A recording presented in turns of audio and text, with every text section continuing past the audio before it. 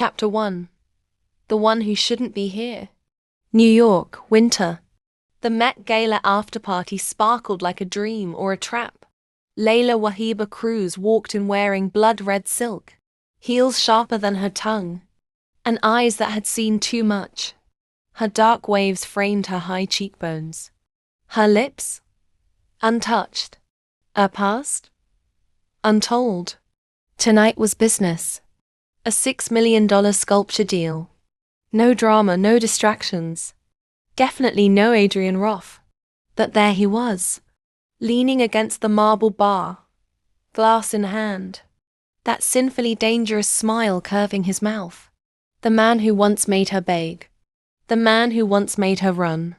Adrian Roth. He raised his glass. Layla. Her breath caught.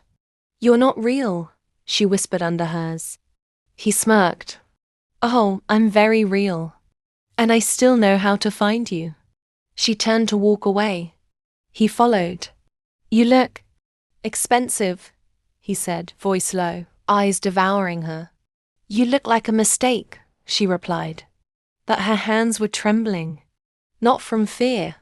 From memory. They used to burn for each other. They still did. But this time, she wasn't here to fall in love. She was here to survive. Chapter 2. A past that bites. 2 years ago, Marrakesh. Layla wasn't a curator then. She was a translator, working in dusty archives, dreaming of escape. That's when he walked in. Adrian Roth, American investor with a taste for danger and a pocket full of lies. Tall, ruthless, and so handsome it hurt to look at him. He offered her a deal. Help him decode ancient letters connected to a lost empire. And he'd give her enough money to leave Morocco forever. She said yes. But she didn't expect passion. Or nights under the stars. Or kisses that broke rules and promises. Until one night, he disappeared. And in his place came guns, men in suits, and a sealed envelope that changed her life. Chapter 3. Smoke and Silk ****. Back in New York, Layla sat in her penthouse. A glass of wine. An unopened letter from IR. She hadn't read it in 2 years. Now it sat like a curse on her desk. Suddenly her door buzzed. She opened it. Adrian. Dripping wet from the rain. Tie undone. Eyes dark. "Let me in," he said. "No. I know who's after you. And I'm not letting you face them alone. Since when do you care?" He stepped in anyway. Then he whispered. "I never stopped." Their lips met. Desperate, hungry, familiar. And just like that, she was on fire again. Chapter 4. Secrets between sheets. Her bedroom. Midnight. Bodies tangled. Hearts racing. She should have stopped. But when his mouth was on her neck, her thighs, her soul, logic died. After, they lay in silence. Her head on his chest. She traced the scar on his rib. He caught her hand. "Remember Marrakesh?" he asked. "I try not to." "I kept the letter," he said. She froze. "What letter?" "The one I wrote when I left." "You never gave it to me." "No," he whispered. "Because if you'd read it, you would have never let me go." Chapter 5. The Twist. Morning. She wakes up alone. On her pillow, the letter. Hands shaking, she opens it. Inside, a confession. "Layla, I left to protect you. There was a bounty on your head. I took the deal to get them off your back. But they never left. And now, they know you're in New York." She turns the page. There's a list. Her name is at the top. Below it, 4 more names. All crossed out. All dead. Then a knock at the door. She opens it and stares into the eyes of a man with a gun. Guys, chapters 6 to 10 are going to be more intimacy. More twists. More heat dots, so don't miss out these chapters. Chapter 6. Gunpoint and Desire. The man at Layla's door wasn't a stranger. It was Rafiq, her brother's former bodyguard, now turned mercenary. "You need to come with me," he said, pistol aimed low. "They know Adrian's alive. That changes everything." But before she could speak, Adrian appeared behind her, shirtless, gun raised. "Try me, Rafiq."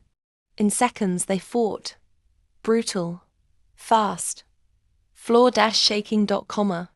When Adrian pinned Rafiq down, breathing hard, Layla grabbed the gun. "Enough," she said, hand shaking. "Nobody owns me anymore." Rafiq fled. The door slammed, and she turned to Adrian, chest heaving, pupils wide. The adrenaline made her skin feel electric. His shirt was gone. Her robe was slipping. Her breath? Gone. "You'd kill for me?" she asked. He stepped closer. "I already have." She dropped the gun and pulled him into the wall. Their mouths crashed. His hand slid up her thigh. Her nails dragged down his back. Rough, desperate, real. When he whispered, "I never stopped wanting you," she whispered back, "Then show me." And he did. Twice. Chapter 7. The hotel scene ***. They moved to the penthouse suite of the Langham Hotel to hide. But they weren't hiding. They were devouring each other. Candlelight. Rain against the windows. Silk sheets. He tied her wrists gently.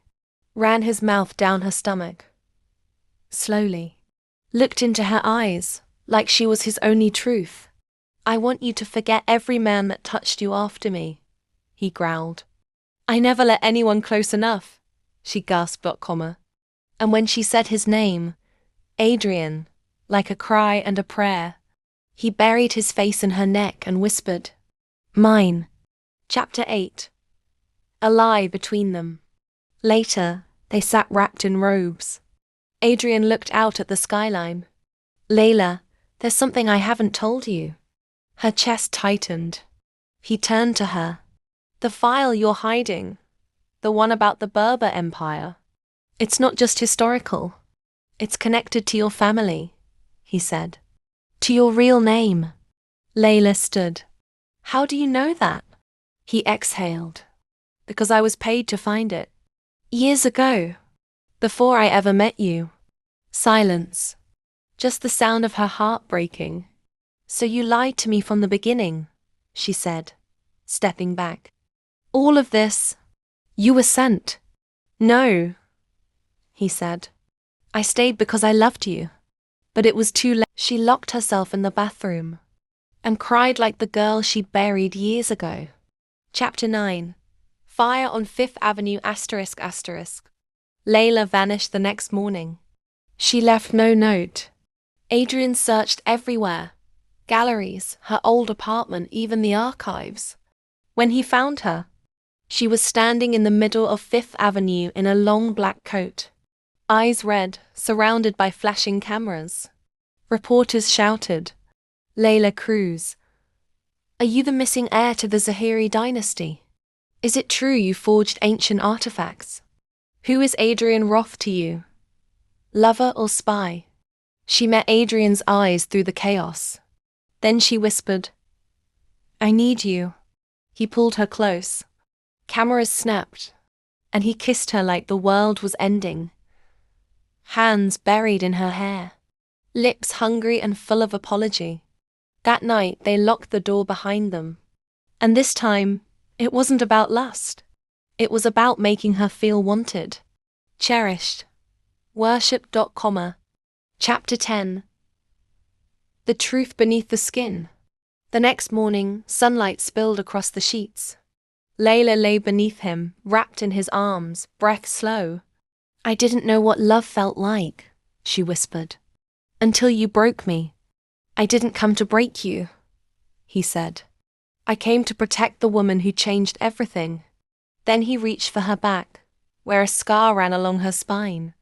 He kissed it, softly, reverently. "Every part of you," he whispered. "Even the parts that hurt." She pulled him down again. No talking now. Just skin and silence. Later, as they lay tangled, a phone buzzed. A message lit up Adrian's screen. She has 48 hours. Or she's next. And just like that, the fire turned deadly again. Chapter 11 to 15 of Empire of Fire, where pleasure and danger collide in every scene.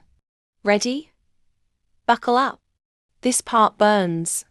Empire of Fire. Chapters 11 to 15. The pleasure. The pain. The power. Layla sat on the edge of the hotel bed, robe slipping from her shoulder. The phone message burned into her brain. She has 48 hours. Or she's next. Adrian was already moving, shirt half buttoned, gun tucked at his waist. "We're not waiting for them," he said. "We take the file. We expose everything." But Layla was shaking, because the name at the bottom of that message, her cousin, Yasmina, the one who'd betrayed her in Morocco, the one she once called sister. "You think she'll come after me herself?" Layla whispered. Adrian walked over, tilted her chin up. "She won't get close enough." And then he kissed her. Not gentle this time. Brutal. Consuming. Possessive. The kind of kiss that said you're mine, even if the world burns. Chapter 12. Dangerous and Red. That night, Layla walked into the black diamond club wearing a red satin, slit dress and heels designed to kill. The mission? Meet a private buyer. Sell the file. Buy her freedom. But she didn't expect to see Yasmina at the bar. Smiling. Dressed in white. Holding Adrian's watch in her hand. Subscribe. Layla froze. "What did you do to him?" Yasmina smiled, cold. "You were always the smart one, cousin. But you were never ruthless." Suddenly, two men grabbed Layla's arms. She was dragged through a velvet hallway, locked in a room, tied to a chair, and when the door opened again, Adrian walked in, bloody, furious, wild-eyed. "Touch her," he snarled, "and I'll burn this entire building down." Chapter 13. Take me or kill me, asterisk asterisk. Later, after escaping, they ran through back alleys, bruised and breathless, adrenaline crashing. Layla pulled him into a warehouse stairwell. "Tell me you didn't get hurt for me." He pinned her against the wall. "I'd bleed every day if it meant keeping you alive." She reached up, touched the blood at his lip, then kissed it, kissed him harder, deeper, until her dress was around her waist, and his hands were under her thighs. They didn't make it to the bed. They didn't need it. Just the wall, the heat, and the sound of her whispering, "Take me, or kill me. But stop pretending we don't belong to each other." He didn't answer. He just undressed her, slow, worshipful, dangerous, and gave her everything. Asterisk chapter 14. The file asterisk asterisk. Dawn, Brooklyn rooftop. The file was open on her lap. Inside, centuries-old records linking Layla's bloodline to the lost Zahiri Empire and to stolen oil rights worth billions. Yasmina had been selling them piece by piece to foreign investors. Adrian scanned the pages. "This isn't just about your name," he said. "This is about global power." And suddenly Layla saw it all. She wasn't just a girl with a broken past. She was an empire in human form. If she wanted, she could take it back. But she'd have to become the monster they feared. She looked up at Adrian.com. "Do you think I can do this?" He touched her jaw. "I think you were born to do it." Chapter 15. Her turn to burn. Layla walked into Yasmina's penthouse the next night. No fear in her step. Only fire. Yasmina stood, flanked by guards. "Well, cousin, come to beg?" Layla smiled. "No, darling. I came to finish what I started." Behind her, Adrian appeared with a USB. live streaming everything. Within minutes, bank records, stolen oil deeds, and Yasmina's betrayal were all over the international news. Layla stepped closer. You stole my name, my future, my love. Now I take it all back. Yasmina lunged, but Adrian grabbed her mid-air. And Layla? She just watched. Calm, powerful. And when she turned to Adrian, she said, "Let's go home." End of chapter 15. She's no longer running. She's no longer broken. Layla Wahiba Cruz is the fire. Chapter 16. Burned by desire. The words hung in the air like a spark above dry kindling. Layla Wahiba is the fire now. And Malik felt it burn. He had said it to taunt her, to remind her of the dangerous power she now held. Power he once controlled. But as her eyes locked on his, he realized he had just unleashed something he couldn't contain. She didn't flinch.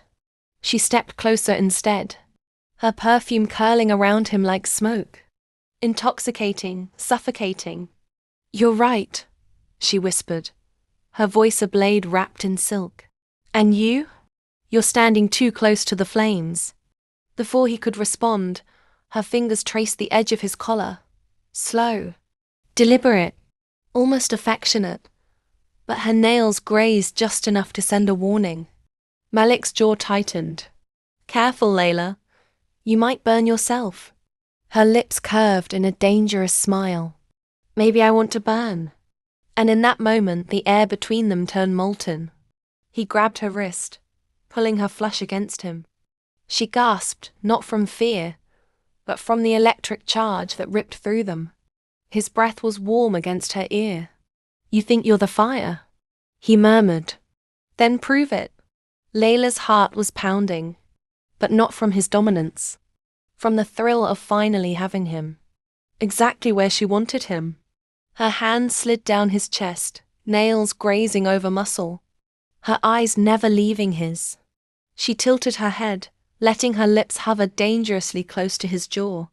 "Careful what you wish for, Malik. You might not survive me." His grip tightened, his self-control fraying like a rope pulled too far. He hated her. He wanted her. He couldn't tell the difference anymore. And then, she kissed him. It wasn't sweet. It wasn't gentle. It was war. Mouths colliding, breath stolen, teeth grazing. A kiss that tasted like defiance, like vengeance. Like the kind of love that destroys kingdoms. But just as his hand slid to her waist, she pulled back. Her eyes glinted with something wicked. "You're not the only one playing this game," she whispered. "And Malik, I always win." Before he could react, she slipped from his grasp, and in her hand was the silver key from his desk, the one he thought was hidden. Malik's blood ran cold. She didn't just kiss him, she robbed him. Layla didn't look back as she walked out, hips swaying like a queen leaving her conquered throne. Malik stood frozen, his pulse racing, his mind already calculating the storm she had just set in motion. The game had changed. And this time, it was her fire, her rules. Chapter 17. The key. Malik's knuckles whitened around the edge of the desk. She had walked out with his key. His key. The silver glinted in his mind like a blade, because he knew exactly what it unlocked. A vault of documents that could burn his entire empire to ash. He stormed into the corridor, but Layla was already gone. Hours later, he found her in the royal garden under a moon so bright, it turned the roses silver. She stood with her back to him, her hair spilling down like black silk, the key swinging lazily from her fingers. "You're late," she said without turning. He stepped behind her, close enough for his breath to move the loose strands near her ear. "You stole from me. I took what was already mine," she murmured, tilting her head just slightly, letting the back of it brush his jaw. His hand moved to her waist, slow, deliberate, and turned her to face him. Her eyes were dark with defiance. Her lips parted in something between a smirk and an invitation. "You don't know the danger you're in," he growled. "I'm the danger," she whispered back, her voice low enough to make his pulse hammer. Chapter 18. The Confrontation. The air between them was molten. Malik's thumb skimmed along her lower lip, lingering, as if testing how far he could push before she bit. She didn't bite. She leaned in. Their mouths met in a slow, deliberate collision. Not rushed, but deliberate, as though both of them were staking a claim. His hands found the curve of her back, drawing her against him until she could feel every ounce of his intent. "You think this changes anything?" she murmured against his lips. "This changes everything," he said, pulling her closer still. But even as their breaths mingled, she slipped the key into the folds of her dress. His mind was clouded with heat, but somewhere deep inside, he knew she was still playing her game. Chapter 19. The game turns. They stumbled into his chambers, the door shutting hard behind them. Layla moved first, not with hesitation, but with the kind of confidence that made his chest tighten. She pressed him against the wall. Her hands splayed over his chest, tracing the ridges of muscle as if mapping territory. "You're not in control tonight," she said, her voice a dangerous purr. Malik caught her wrist, but not to stop her, to pull her closer. His mouth trailed along her jawline, the faintest graze of teeth making her breath catch.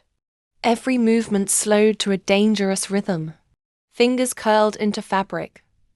Breath hitched, hearts pounded. The tension stretched long enough that each touch felt like it might ignite something irreversible. Chapter 20. Fire and Smoke. The night stretched into something molten. Malik's hands were firm but unhurried, as though savoring each second.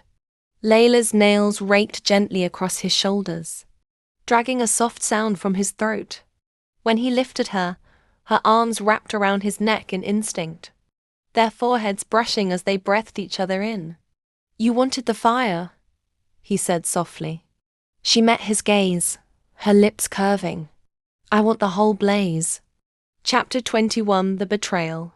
Morning came with no softness. Malik woke to find her side of the bed empty, and the vault key gone. Rage flared, but underneath it was something more dangerous. Admiration. She had managed to disarm him in every possible way, and he'd let her. By midday, whispers filled the palace. Someone had leaked the names of 3 of Malik's most loyal council members to his enemies. Only he and Layla had known. Chapter 22. The Trap. He found her in the strategy room, studying a map with her fingers idly tracing borders. "You think you can betray me and just stand there," he said, his voice low and lethal. Her gaze slid to him, calm, almost bored. "Betrayal is such a heavy word. I prefer correction." In 2 strides, he had her against the table, maps scattering to the floor. "You like playing with fire," he said, his breath warm against her ear. "And you," she whispered, tilting her head back, "like getting burned." Chapter 23. The Breaking Point. Their argument dissolved into heat. Hands gripped, bodies pressed, words tangled with gasps. This wasn't romance. This was survival disguised as passion, each trying to break the other's will without realizing they were both already lost. Malik's control was slipping, and he didn't care. He kissed her like she was both the poison and the cure, his hand threading through her hair, hers gripping his shirt so tightly the seams protested. Chapter 24. The Confessions. After, in the quiet that followed, Layla lay with her head against his chest. She spoke without looking at him.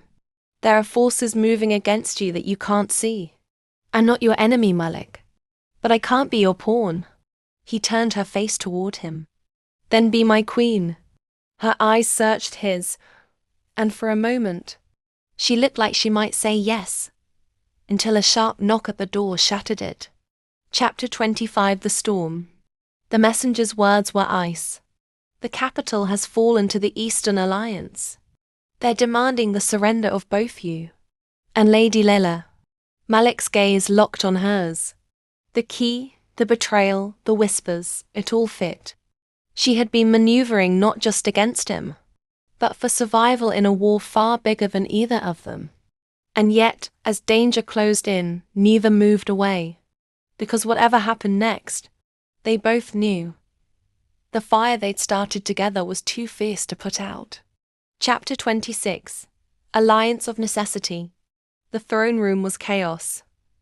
Guards shouting, messengers running, the map of the Eastern Alliance burning on the table like a warning. Malik stood at the center, his hand clenched around the hilt of his dagger. Layla entered without hesitation, the crowd parting for her like the sea. "You're not supposed to be here," he said, low. "Neither are you," she replied. "If the capital's already fallen, then we're both trapped in the same fire." His eyes narrowed.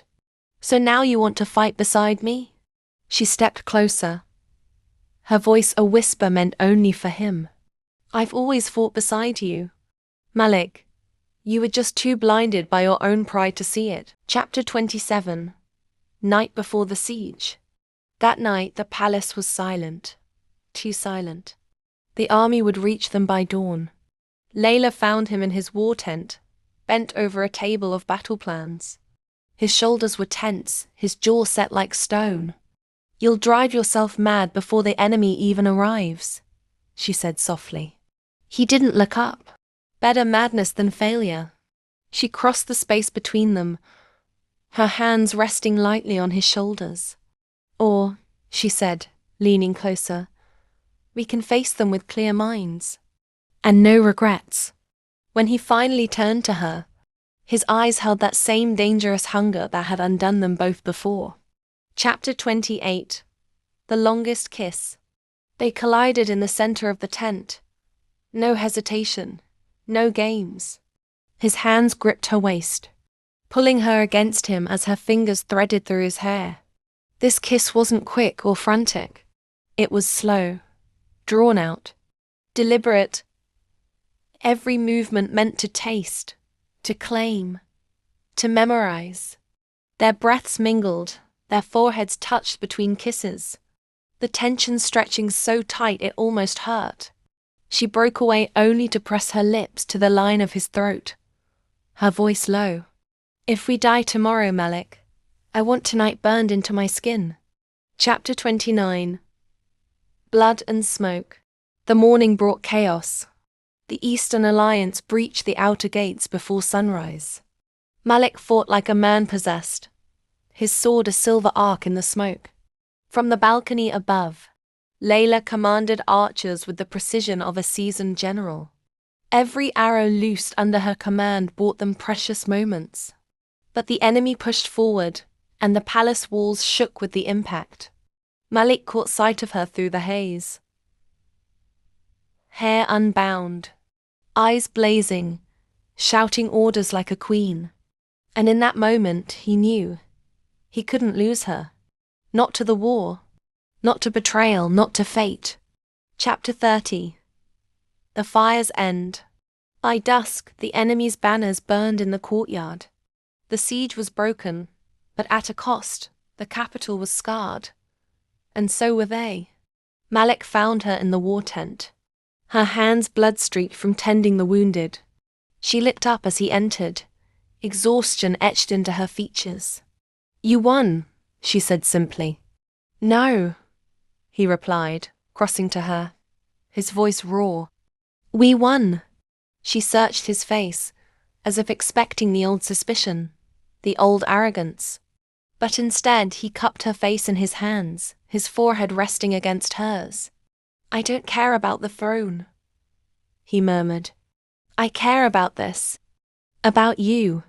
Her eyes softened, the tension between them melting into something deeper. "You finally learned," she whispered. "Fire isn't meant to be controlled. It's meant to be shared." And in the heart of the ruined capital, surrounded by the ashes of everything they'd fought for. They kissed, long, unhurried, unbroken, as if the war, the betrayal, and the world itself could wait. Because for the first time, they weren't enemies. They were the same fire,